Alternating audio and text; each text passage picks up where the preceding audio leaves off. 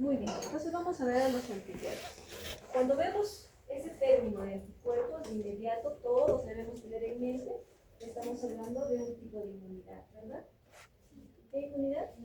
Humoral.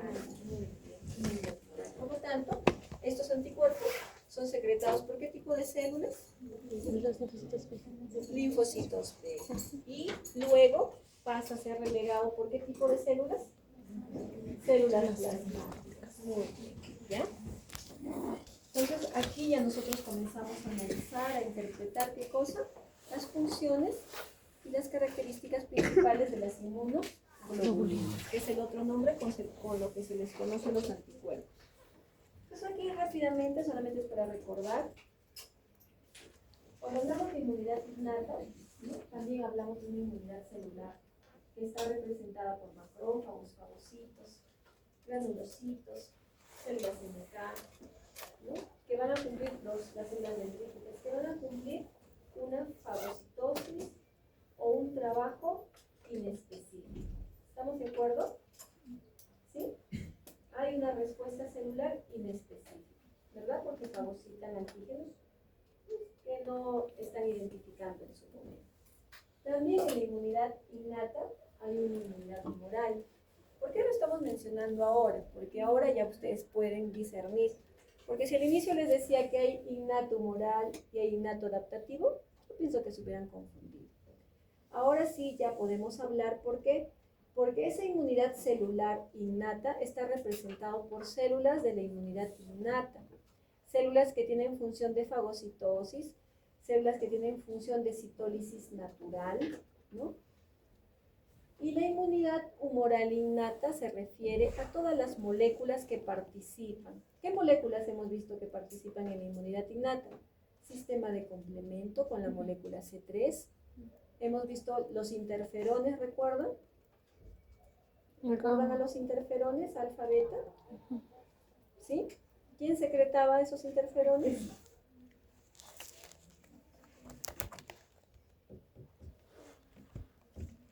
Bien, tienen que repasar. Las células infectadas por virus. ¿Ya? Entonces, ahí habíamos visto todas esas moléculas de la inmunidad innata también. Luego vimos ya lo mismo, pero adaptativo. Inmunidad celular, liderado por los linfocitos T, ¿no? Que pues estos iban a reconocer antígenos sobre la membrana del complejo mayor de histocompatibilidad. Y los linfocitos B iban a reconocer antígenos solubles, libres. ¿Estamos de acuerdo? Y por otro lado hablamos de la inmunidad humoral, que ya era netamente la descripción de anticuerpos secretados por los linfocitos B1 y por los B2. ¿Sí, chicos? ¿Y cómo se forman los anticuerpos? Para que se formen los anticuerpos se necesita entrar en contacto con un patógeno particular. Acá tenemos al patógeno, acá tenemos a un ratoncito de experimentación y nosotros vamos a inocular esta bacteria en este ratoncito. Para que la bacteria ingrese al sistema del ratoncito, lo primero que vamos a hacer es burlar, ¿qué cosa? La barrera anatómica, que es la piel. Vamos a romper la piel. Esa barrera es una barrera física.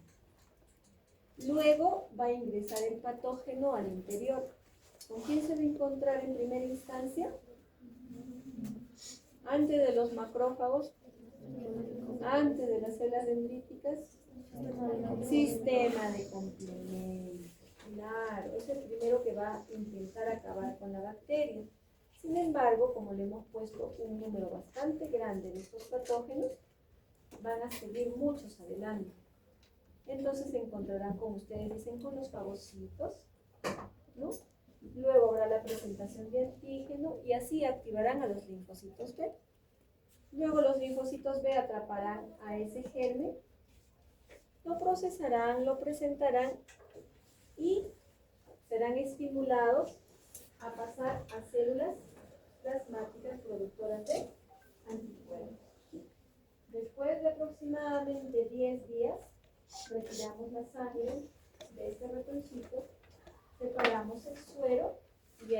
vamos a tener abundantes anticuerpos destinados a poder reconocer al patógeno que ha ingresado.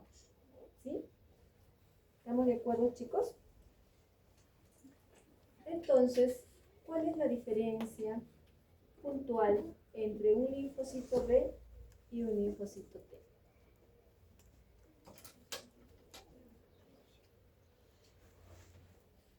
¿Cuál será?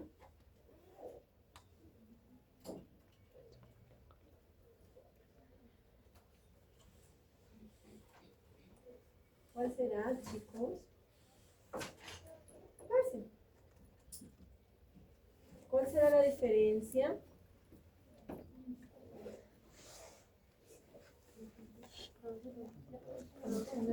Ok, la producción de anticuerpos. ¿Quién produce anticuerpos? El linfocito ¿Y B este? es un ¿Qué linfocito produce? ¿Qué moléculas? Porque también produce moléculas. CD4 y CD8. Interleuquinas, claro. Esta produce interleuquinas y esta produce anticuerpos. Los anticuerpos sirven para poder frenar a los patógenos y las interleuquinas sirven para comunicación entre célula y célula. ¿Qué quiere decir? Que las citoquinas vienen a ser mensajeros inmunológicos, esa es su función. Por otro lado, hay que resaltar que los linfocitos B, gracias a estas moléculas, ¿cómo se llaman? BCR. Gracias al BCR capturan antígenos solubles. Y el linfocito T, gracias a su TCR, captura antígenos procesados. No debemos olvidar. ¿Recuerdan la biosíntesis de CMH tipo 1 y CMH tipo 2? Ya, me parece bien. En esa síntesis, ¿dónde se llevaba a cabo el ensamblaje de las cadenas alfa-beta? En el retículo endoplasmático, ¿liso o rugoso? Rugoso. Lo mismo va a ocurrir para las inmunoglobulinas.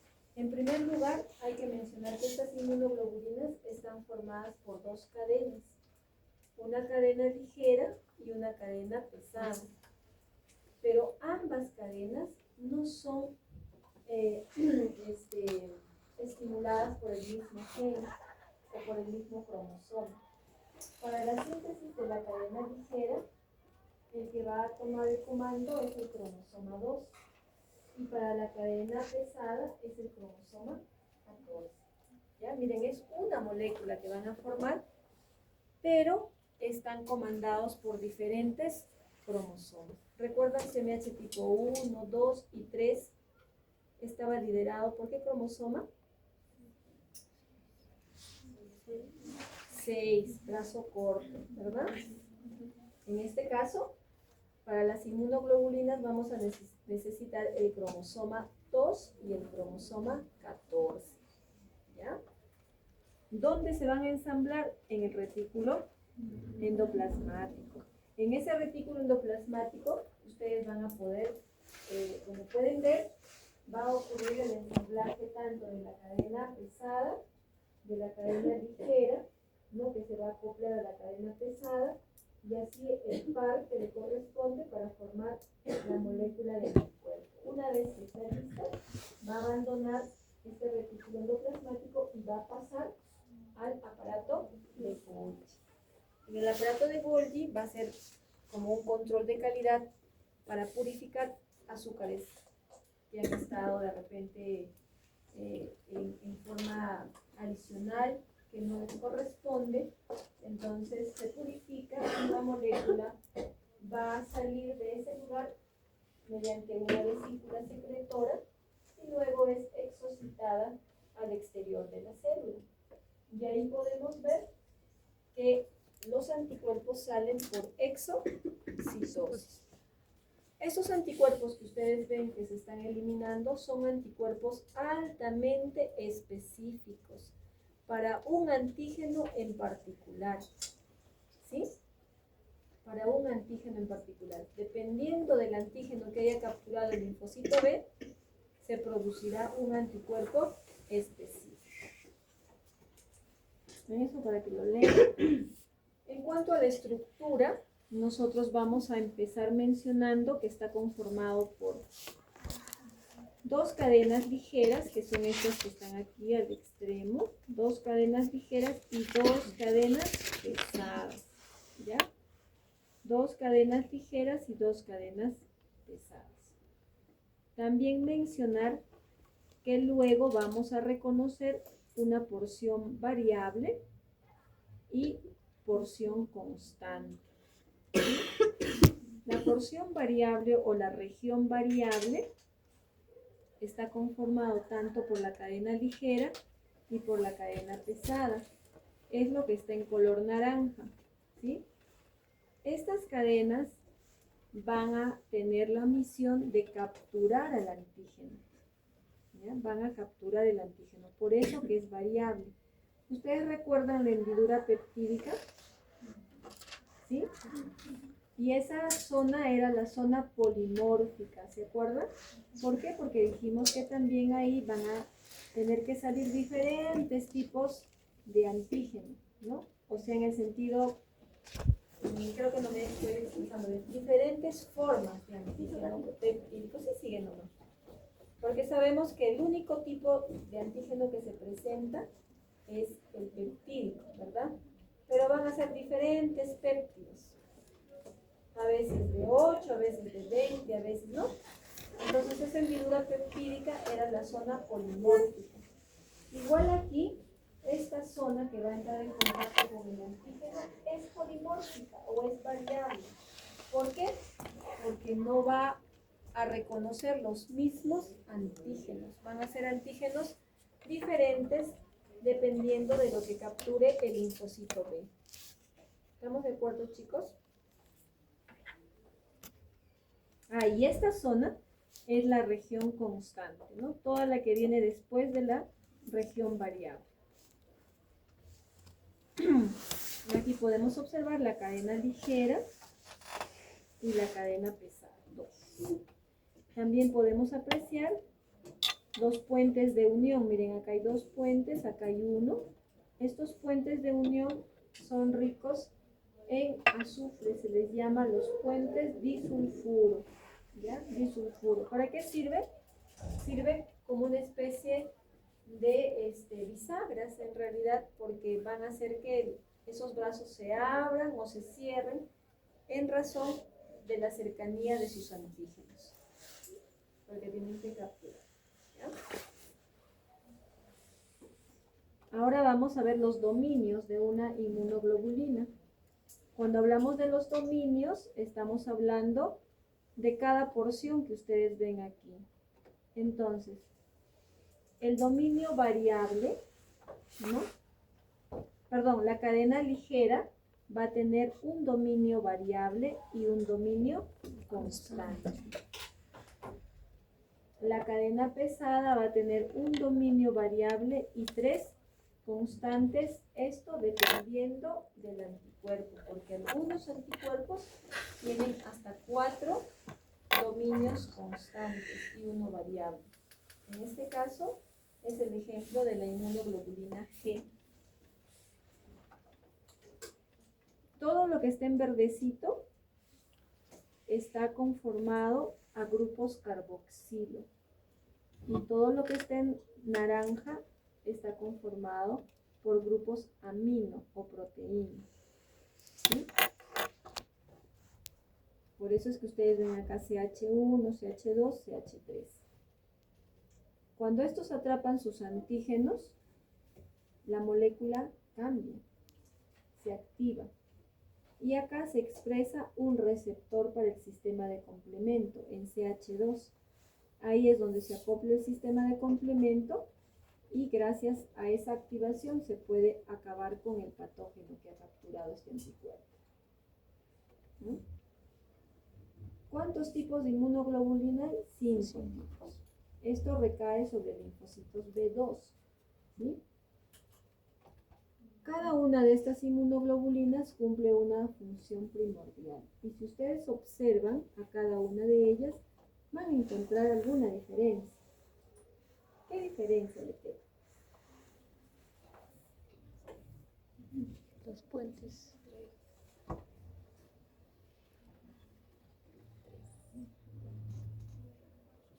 ¿Qué diferencia encuentran? Los puentes. Los puentes, ya muy bien. Las cadenas constantes. ¿Qué pasa con esas cadenas constantes? Tiene más dominios, ¿verdad? Tiene un dominio más. ¿Cuál es? Exacto. Tiene un dominio más. Y miren, la IGE tiene doble puente, ¿ven? ¿Sí? Y el IgM tiene abajo, ¿no? Bien, entonces vamos a empezar con la inmunoglobulina A. La inmunoglobulina A nos dice que tiene dos subtipos, IgA1 e IgA2. El IgA1 nos dice que es monómero, que es este, ¿ya? Y el IgA2 nos dice que es dímero, es esta, ¿no? ¿Por qué dice que es dímero? Porque tiene dos moléculas de anticuerpos. Si ustedes ven, acá tiene un componente secretor que envuelve y une a las dos moléculas y tiene una cadena J también que les ayuda a unir ambas moléculas. ¿Cuál es la diferencia? Que una va a estar presente en todas las mucosas y la otra va a estar circulando por el tejido sanguíneo. La monómera va a circular por el tejido sanguíneo y la dímera es la que ustedes tienen en las mucosas, ¿no? En la boca, en el sistema respiratorio, sistema gastrointestinal, vagina, uretra, el sistema auditivo. ¿No? Ustedes han visto ese cerillo que a veces sale del oídito. Es rica en inmunoglobulina A. Es la que nos confiere protección principalmente contra agentes virales. ¿Ya? Principalmente. Entonces, hablar de inmunoglobulina A es hablar de inmunidad de mucosa. ¿Sí? ¿Estamos de acuerdo? Imagínense si tenemos a alguien de repente resfriadito en el salón, que tenga una influenza, un estornudo, todos estamos inhalando el virus, ¿verdad? Todos. Pero pasan los días de incubación, no todos nos vamos a enfermar. De repente los que se van a enfermar más son los que han estado cerca, la persona que han recibido mayor carga, ¿verdad? Pero de repente ni la que ha estado cerca. ¿De qué va a depender? De qué tan bueno es su sistema inmunológico de mucosas. Eso se mantiene en óptimas condiciones si es que tenemos también hábitos que llevamos a diario. Y creo que pues con el estilo de vida que llevamos casi muy pocos vamos a tener un buen sistema de defensa de mucosas. Ahora, añadido a que pues dependiendo, ¿no? Si fumamos, por ejemplo, si ingerimos alcohol, ¿no? Con qué frecuencia, ¿no? ¿Qué es lo que hace? Va a barrer con todo el epitelio. Se alteran todos los anticuerpos que pueden estar cubriendo la mucosa y son los que van a ser los puntos claves para tener infecciones. ¿Ya? Muy bien. Esta C que ustedes ven, ahora vamos a ver la actividad biológica. Esta C que ustedes ven se refiere a complemento. Esta N se refiere a si son capaces de neutralizar o no. Tienen la función de neutralizar. Fagocitos, si es que el fagocito tiene receptores para estas inmunoglobulinas. El NK, si también tiene receptores para estas inmunoglobulinas. Y el mastocito también, si hay receptores para estas inmunoglobulinas. Con respecto a la inmunoglobulina A, podemos ver que el sistema de complemento se va a acoplar a esta inmunoglobulina A. ¿Qué quiere decir? Que inmunoglobulina activa al sistema de complemento. ¿Pero cuándo? Cuando ha reconocido sus respectivos antígenos. ¿Ya? Si estos han cogido a sus antígenos, se activan y despiertan al sistema de complemento. Pero si están vacíos, el sistema de complemento no debe activarse, sino hablaríamos de una autoinmunidad. ¿Sí? ¿Neutralizan? Sí, son los mejores en neutralizar. ¿Cuáles? ¿IgA1 o IgA2? ¿Quién está en mucosa? IgA2. Tienen receptores, dicen los fagocitos, o sea que los fagocitos van a poder estar en su superficie anclados los anticuerpos de tipo IgA. En los natural killer no tienen, en los mastocitos no tienen.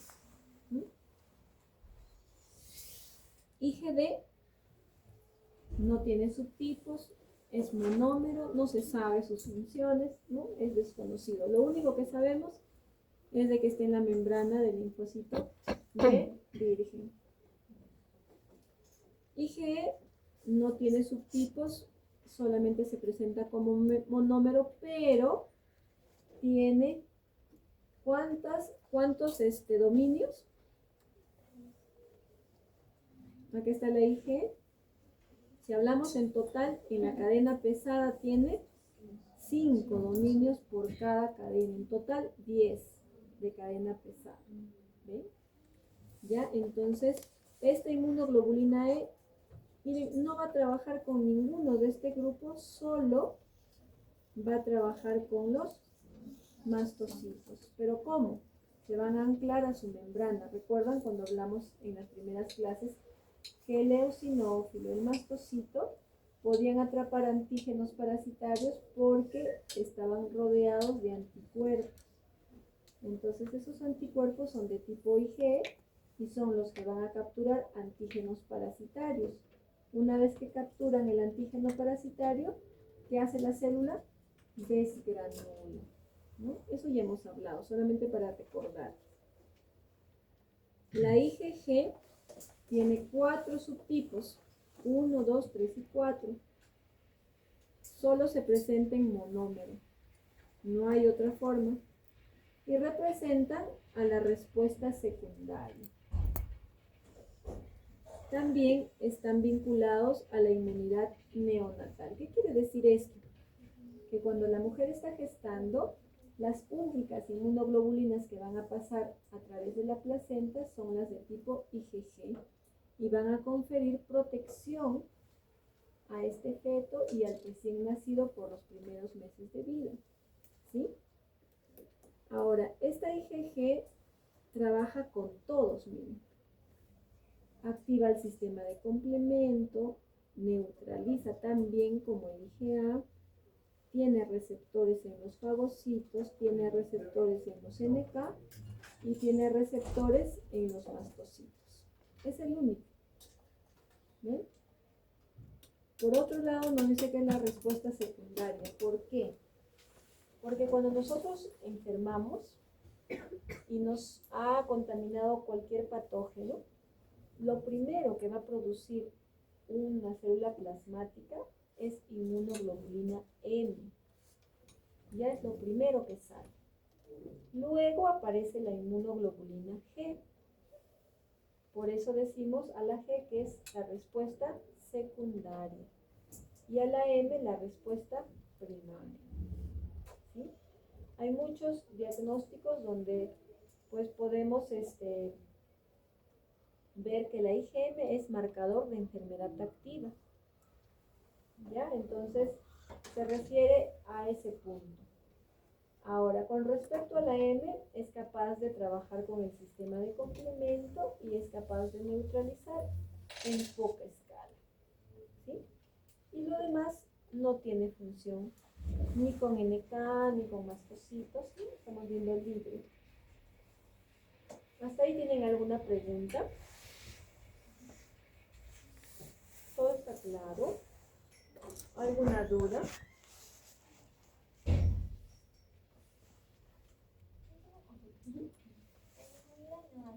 ¿Cuál de las o todas? Ah, ya, en los subtipos todas pasan.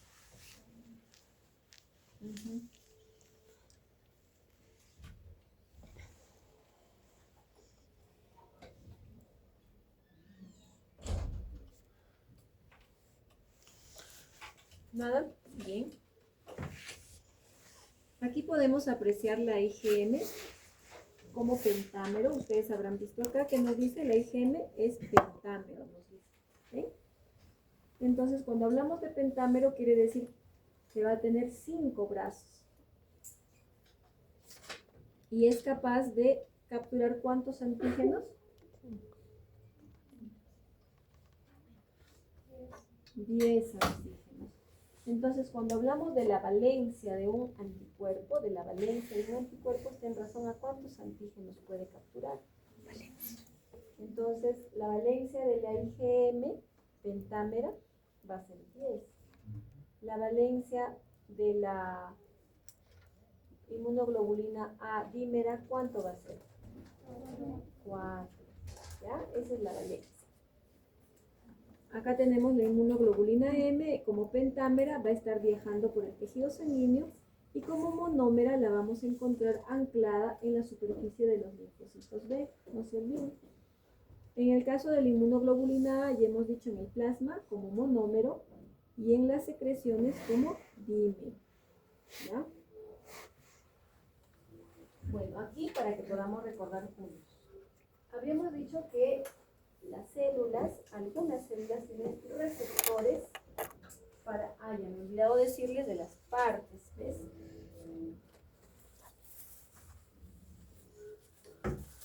Cuando hablamos de los anticuerpos, me había olvidado mencionarles que esta zona que está aquí, la que va a entrar en contacto con el antígeno, ¿ya? Esa zona se conoce como la región FAO. ¿Ya? Esa de arriba, la que va a entrar en contacto con el antígeno. Y la región constante, esta zona de aquí, se va a conocer como la fracción cristalizable, LFC. ¿Qué parte de la inmunoglobulina coge la función efectora? La que va prácticamente a comandar la activación es esta zona de aquí. Porque esta solamente captura, ¿no? Captura el antígeno. Esta es la que va a tener la cadena constante, quien va a comandar la activación de células o la activación del sistema de complemento.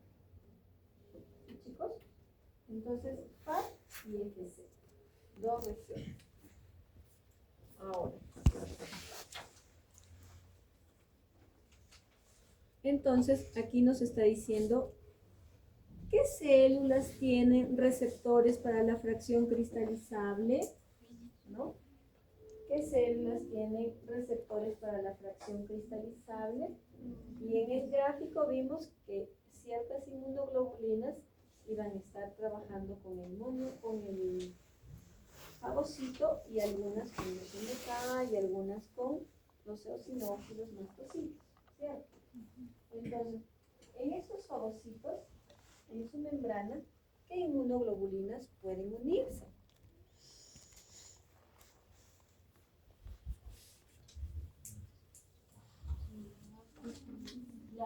La A, muy bien. ¿Y cuál es la otra? ¿Qué más? La IgG, muy bien. Entonces, en el mastocito vamos a tener inmunoglobulina A e inmunoglobulina G que puede unirse a su membrana.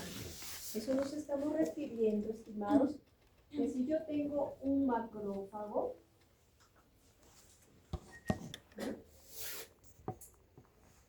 este dice que va a tener receptores FC. ¿Dónde está el FC? En la región constante del anticuerpo. Entonces va a tener sus receptores, ¿no? Que se conocen como FCR. ¿Estamos de acuerdo? Pero siendo este un fagocito, dijimos que dos inmunoglobulinas pueden adherirse a él. Y hemos dicho que es la inmunoglobulina A y la inmunoglobulina G. ¿Okay? Pero no se van a unir vacías, siempre se van a unir cuando han capturado a sus antígenos. Una vez que se fusionan al receptor, el macrófago lo único que tiene que hacer es endocitarlo. Ese es el efecto. ¿Sí? Ese es el efecto. Y esto ya lo hemos visto también antes. Ya, ese es el efecto. Entonces, los fagocitos, ¿qué sucede? De que si ven bacterias, por ejemplo, ven a un bacilo, ¿no? Imaginemos un bacilito. Entonces, lo ven muy frente a él, ¿no? Y el macrófago está aquí.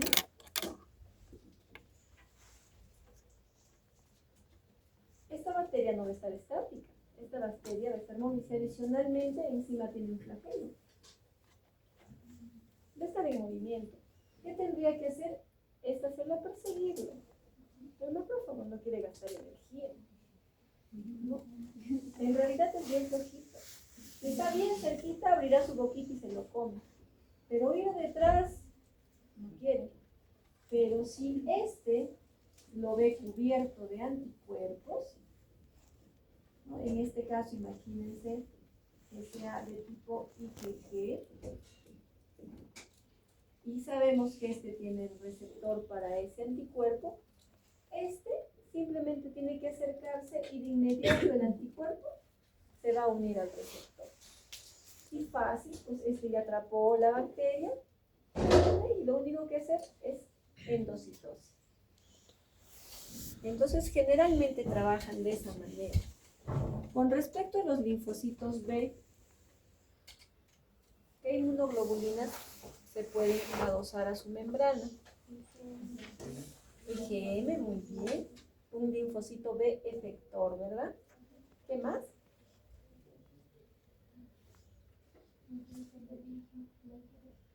IgD e IgM, si es virgen.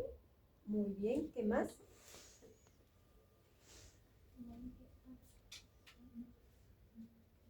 Y si es de memoria, IgG, claro, la IgG. Entonces, ¿y cuál va a ser el efecto? Lo mismo que vimos para los fagocitos. Ya sabemos que estas inmunoglobulinas están en la membrana del linfocito B y lo que van a hacer es capturar sus antígenos. Una vez que capturan, ¿qué hace el linfocito B? Endocitosis. Claro, el efecto es endocitosis. Y luego ya viene el procesamiento, la presentación que ustedes ya saben. ¿Sí? Con respecto a mastocitos y eosinófilos, ¿qué inmunoglobulinas se unen? IgG e IgE, claro. Y en este caso sí ocurre lo contrario, estimados. Y nosotros veíamos, por ejemplo, ¿no? Que aquí, sí, aquí, este es el fagocito que hemos dicho para que se unan a sus receptores tienen que tener su antígeno. ¿Qué va a suceder con el eosinófilo? El eosinófilo, ¿no? Que tiene como los antiocitos y sus gránulos de eosina, ¿no? Va a tener sus receptores en su membrana, ¿verdad? Va a tener receptores. Pero en este caso, estos receptores son para IgA, IgG. En este caso van a ser para IgG y para IgE, claro. Pero en este caso, los anticuerpos se van a unir sin antígeno. ¿Ya? Sin antígeno. ¿Por qué? A ver, eso ya lo hemos hablado antes. ¿Por qué será?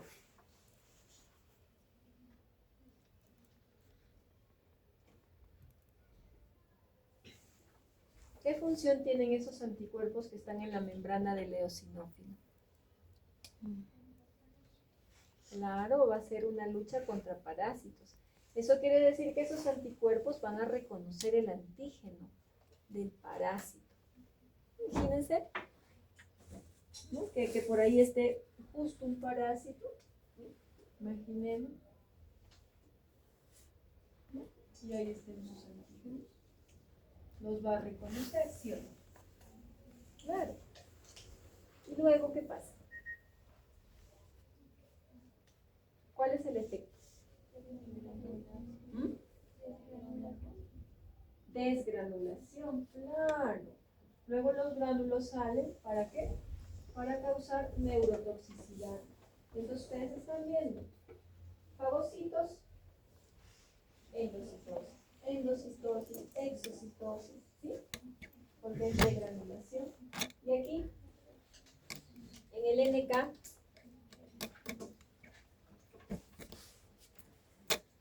¿qué anticuerpos se unen a su membrana del NK? IgG. ¿Y qué antígeno reconoce como IgG? Antes que hacía el NK, antes detectaba interferones, ¿sí o no? Imaginemos que esto es nuestro NK. ¿No? Antes, como NK, solamente podía detectar interferón alfa y interferón beta. Pero una vez que ya tiene su receptor, en este caso también va vacío, no va cargado, ¿qué va a hacer este NK? Este NK tiene la posibilidad de buscar antígenos específicos con ese anticuerpo. ¿Pero qué tipo de antígeno va a encontrar?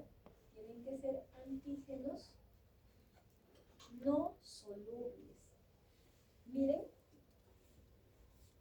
esto no les he hablado. Cuando una célula cualquiera está infectada por virus, ¿ya? Va a depender del tipo de virus que esté infectando la célula para que pueda trabajar de una manera quizá especializada. Hay virus muy astutos, muy astutos. ¿Quiénes, por ejemplo? El citomegalovirus, el virus del Epstein-Barr. ¿Qué hacen? Una vez que entran a tu célula, se acoplan al material genético y se apoderan de toda la dirección en cuanto a la ingeniería proteica. Entonces, ¿qué dicen? Eliminemos el CDH tipo 1. Ya no se sintetiza. ¿Por qué? Porque el CDH tipo 1 saca nuestro antígeno y nos mata el tecido tóxico. Así es que ya no saquemos. Anulan el CMH tipo 1 y ya no hay, miren.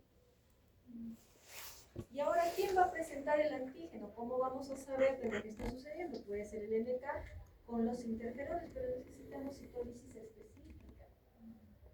Pero lo que no contaba este virus es que nuestras células tienen un mecanismo innato de defensa. Si falla el CMH, recuerden que estas copias virales pasan por, ¿cómo se llama? Donde tienen que pasar y salen como péptidos.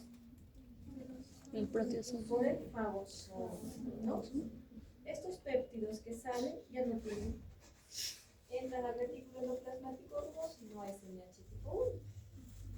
Entonces van a quedar muchos afuera y la célula lo que va a hacer es esos chiquititos péptidos los va a eliminar por exocitosis en su membrana, los va a poner ahí. Ahí los va a poner en su membrana. Entonces, como van a estar aquí, ¿quién los va a reconocer? El NK. El NK se va a aproximar y con su receptor de membrana va a reconocer esos antígenos. Cuando los reconozca, este va a degranular sobre esta célula por exocitosis y va a causar citólisis.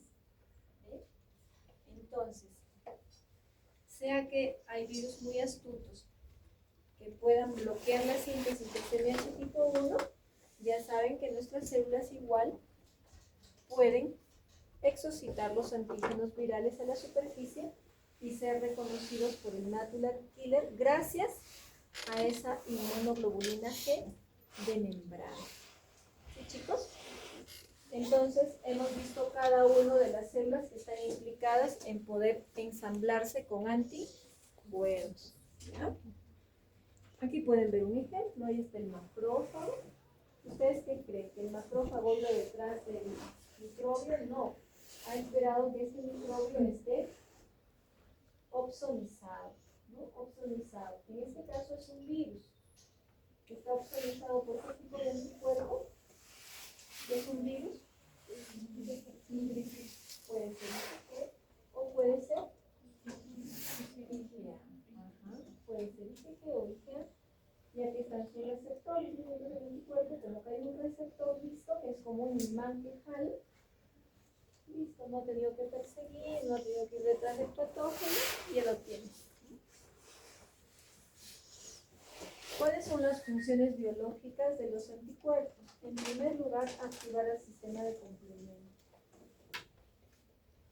Los anticuerpos, cuando capturan los antígenos, no pueden matarlos, solamente los inactivan.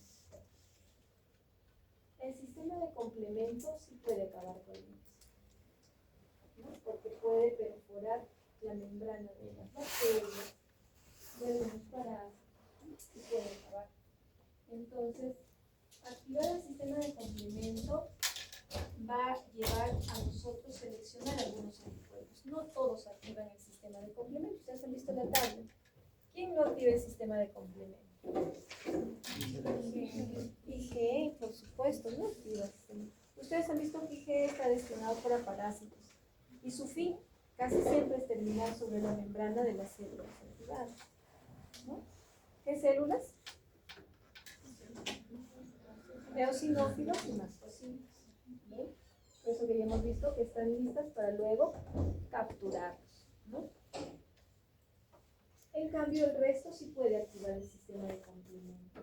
¿Qué se necesita para activar el sistema de complemento? Que un anticuerpo reconozca sus antígenos. A eso le llamamos un inmunocomplejo.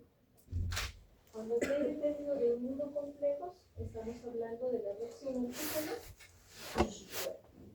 ¿Ya? Entonces, se necesita esos inmunocomplejos para que puedan activar el sistema de complemento. Si no, no se puede. ¿Ya? Con respecto a la neutralización, ¿quiénes hacen neutralización?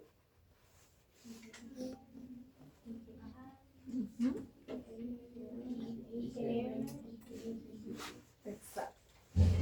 ¿IgE hace neutralización? ¿IgE neutraliza? No neutraliza. ¿Ya? ¿Quiénes se encuentran? ¿Para qué inmunoglobulinas tiene receptores los fagocitos? IgA y IgG. ¿Quiénes opsonizan?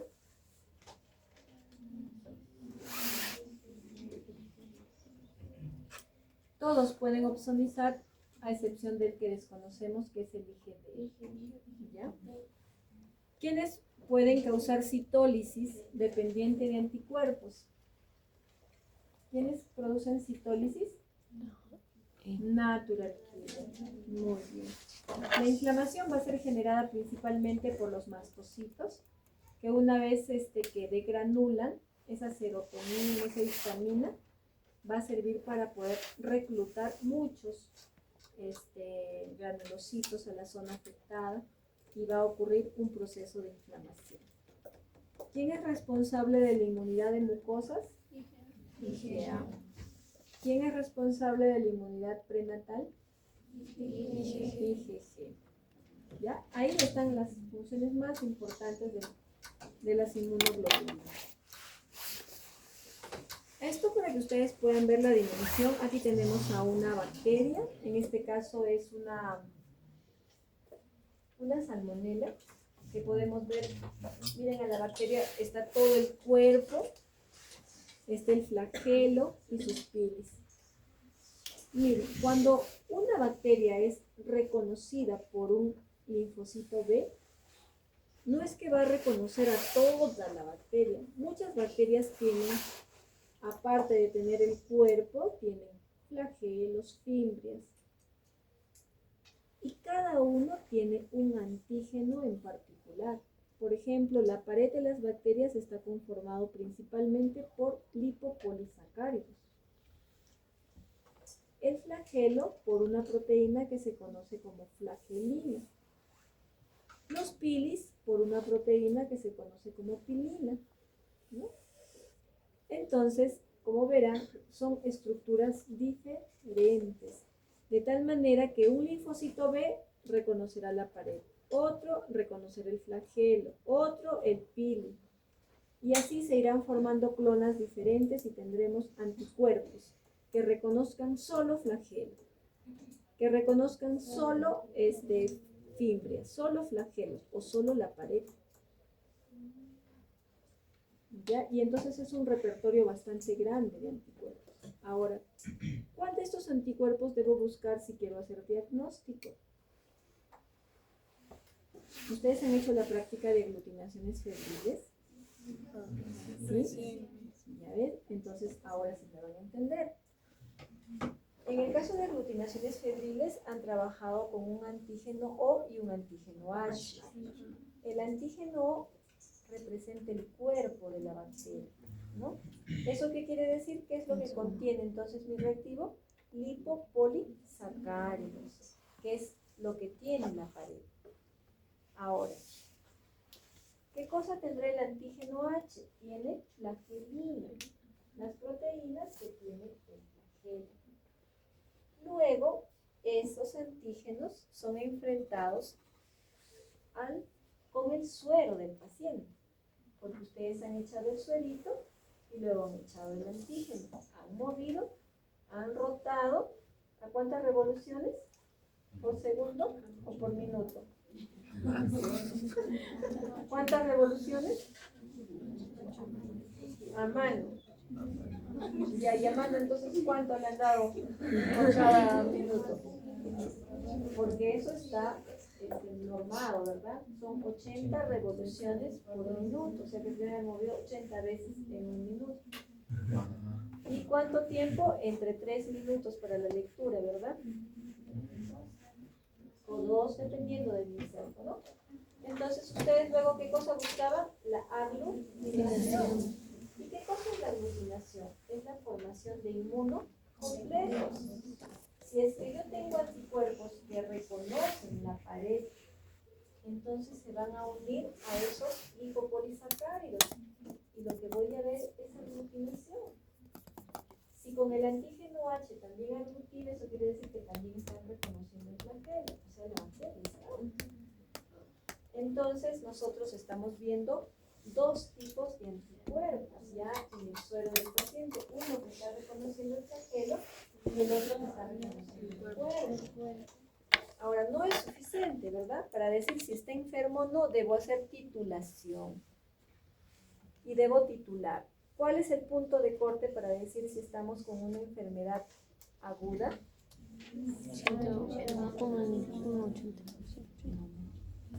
80.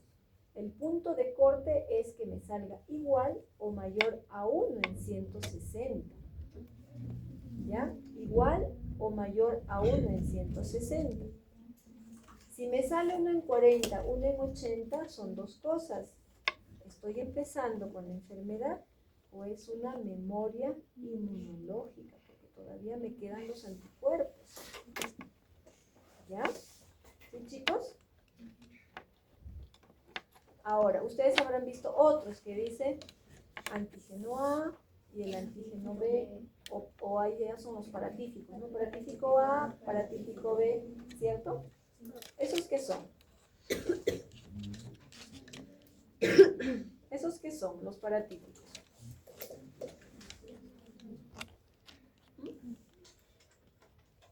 Con el antígeno O y el antígeno H buscan ¿qué?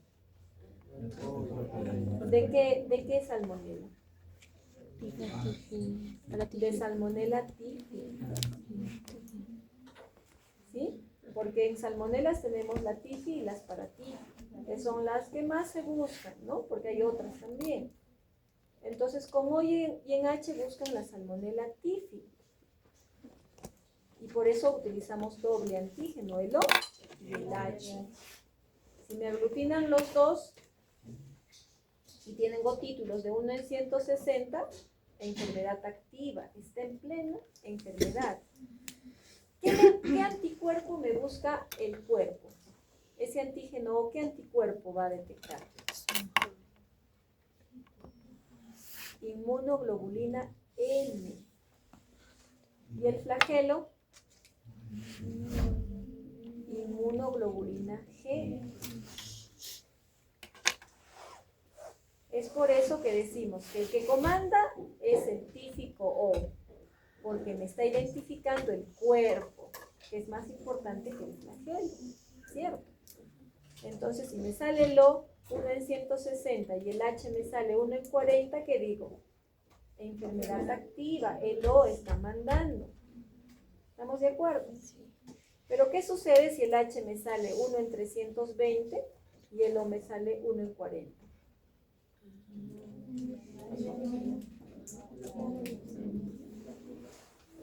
¿Qué dicen? ¿Por qué está tan fuerte el H?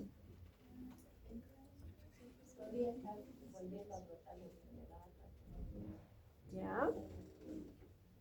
Cuando nosotros tenemos títulos altos de H y bajos de O, es paciente portador de Salmonella typhi.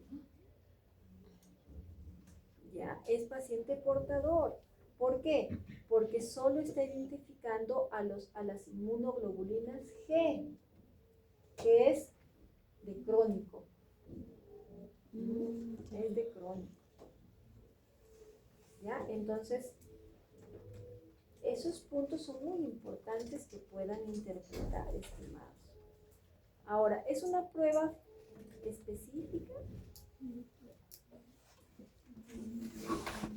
Todos han cuestionado esa prueba como una de las peores pruebas para poder hacer el diagnóstico de salmonela, pero todos los clínicos lo piden. Excepto los infectólogos, excepto los que son emergenciólogos, ¿no? ¿En qué nos sirve esa prueba?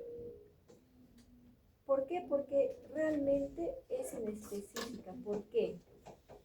Porque como nosotros, ustedes verán en nuestro suero, viajan millones de anticuerpos para diferentes antígenos. Por lo tanto, puede haber una reacción cruzada. Pero si trabajáramos con una prueba específica para el diagnóstico de Salmonella typhi, que es el método de microhemaglutinación, eso sería diferente, pero en nuestro país no se usa con frecuencia. ¿Cuenta, chicos? Pero por lo menos es importante saber interpretar la prueba que nosotros estamos teniendo a la mano para poder dar algún alcance al clínico y él pueda asegurarse y cruzar con la sintomatología del paciente y pueda ver el título. Entonces, ustedes ya saben, si hablamos de Salmonella typhi, marcadores típico para el cuerpo, típico H para el flagelo. ¿Qué pasa con Paratyphi A, Paratyphi B? Ese es otro tipo de salmonela donde solamente han incluido la parte flagelar. Y si le sale también eso aglutinado, puede ser que sea una infección mixta por Salmonella typhi y por Salmonella Paratyphi. Algunas veces solo es Paratyphi, algunas veces solo es typhi, ¿no? Entonces, eso es lo que ustedes tienen que interpretar, estimados, ¿ya? Y por último, vamos a ver cómo se producen anticuerpos policlonales y cómo se producen anticuerpos monoclonales. Ustedes van a ver en muchos de sus insumos y reactivos que usan para el diagnóstico, cuando ustedes leen, van a decir que contienen anticuerpos monoclonales, ¿no? Y entonces nos ponemos a pensar, ¿y qué son los anticuerpos monoclonales? No son iguales a los policlonales. Un policlonal es cuando, miren, ya les he dicho de que cuando vemos a esta bacteria, imagínense que solo para una bacteria vamos a tener 1, 2, 3 tipos de anticuerpos. Pueden ser 3 IgMs, pero para diferentes antígenos. ¿Estamos de acuerdo? ¿Sí? Y luego todos esos van a viajar mezclados a otros anticuerpos que ya existen, porque ustedes de repente se han vacunado para SARS-CoV-2, la primera dosis, segunda, tercera, cuarta, quinta, no sé, ¿no? Y entonces ahí tienen anticuerpos para todos los clones de SARS-CoV-2 que habían aparecido. De pronto se han vacunado también para influenza. De pronto se han vacunado para hepatitis B. ¿Para qué más se han vacunado? De bebés ya toda la secuencia rubiola y todo lo demás. Imagínense la cantidad de anticuerpos que están rondando por todo su sistema. ¿cierto? Entonces, estos son anticuerpos policlonales porque son para muchos antígenos, ¿verdad? Para muchos antígenos. Entonces, es por eso que acá ustedes ven el ejemplo. Aquí está un ratoncito que está siendo inoculado con un antígeno en particular y que este antígeno, que es una bacteria, tiene diferentes determinantes antigénicos, como el que acabamos de ver. De tal manera que cuando se le coloca, se le inocula, sus linfocitos B van a reconocer a este, a este y a este y a este. Y van a formar clonas de linfocitos B para cada uno de estos antígenos. Y producirán anticuerpos diversos para cada uno. Y todo luego está junto, ¿verdad? Y decimos que es policlonal porque son varios. Pero ¿cómo hacemos para rescatar anticuerpos monoclonales? En este caso lo que tenemos que hacer es fusionar un linfocito B sano con un linfocito tumoral por mieloma. Aquí están viendo, estos de aquí son linfocitos sanos y estos son linfocitos enfermos con mieloma. Y como mieloma, ¿saben qué ha pasado con este linfocito? Ya no es capaz de hacer cambio de isotipo. Si produce IgM, solo IgM va a producir toda su vida. Si produce IgG, toda su vida IgG. No hay opción para que haya cambio de isotipo. Este sí tiene. Así que, ¿qué hacen? Lo fusionan. Un linfocito sano con un linfocito enfermo. ¿Cómo lo fusionan? Hacen de que los dos núcleos se unan y formen finalmente una sola célula. Esa nueva célula que se forma se convierte en un hibridoma. Como hibridoma es un linfocito B inmortal que va a vivir eternamente. Si es que les das el alimento, si es que lo cuidas, si es que no lo contaminas, porque todo es in vitro. Es un cultivo de linfocitos B. En este caso, esos grandes transnacionales se dedican al cultivo de hibridomas. ¿Cuál es la ventaja? ¿Qué dijimos? Que el mieloma produce un solo tipo de anticuerpo. De tal manera que cuando se fusiona con el B, le da la capacidad de producir, ¿verdad? Aquí tenemos el hibridoma, entonces yo puedo manipular.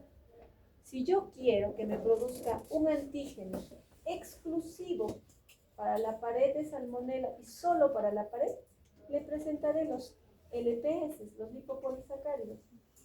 Y esos hibridomas comenzarán a producir solo anticuerpos para la pared. Y yo podré cosechar y sé que son solo para la pared de Salmonella. A otro le puede presentar de repente un antígeno viral contra hepatitis B. Y los anticuerpos que produce van a ser solo para hepatitis B. Luego que rescato, yo puedo diseñar pruebas rápidas. Imagina, yo quisiera una prueba para Salmonella así de rápida, súper efectiva.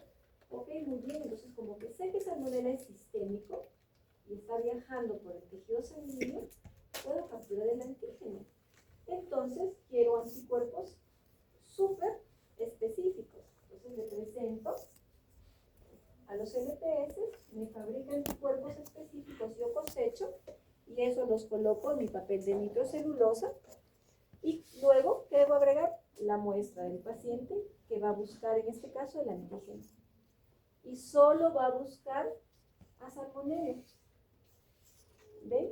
¿Qué está usando como base? Anticuerpos monoclonales. Ya no es policlonal. ¿Por qué? ¿Qué sería si es policlonal? Tendría para el flagelo, para el pili, para la pared. Y de repente, ¿no? Ahí tengo todo ese grupo y yo quiero solo para la pared. Así es que yo voy a buscar uno para la pared, pero como hay para pilis, como hay para flagelo, va a entorpecer mi diagnóstico. Y ya no es específico. Tampoco es sensible. ¿Se dan cuenta? Así es que cuando ustedes trabajan en sus laboratorios, siempre debemos elegir aquellos reactivos que contienen anticuerpos monoclonales para el diagnóstico, no policlonales. ¿Tendrán alguna pregunta? ¿Alguna duda tal vez? Una consulta, en caso de que la bacteria tenga cápsula. Ese es otro antígeno. Sería un adicional. Ya tenemos ahí para la cápsula. Vamos a tener, imaginemos que sea un Streptococcus pneumoniae. Entonces yo quiero que me produzca un anticuerpo exclusivo para la cápsula. Le presentaré la cápsula. Pero ese anticuerpo no me va a reconocer el cuerpo de la bacteria, solo la cápsula. ¿Sí? Muy bien. ¿Alguna otra preguntita? Ya no se olviden que les voy a pasar sus temas y tampoco se olviden que la próxima semana tenemos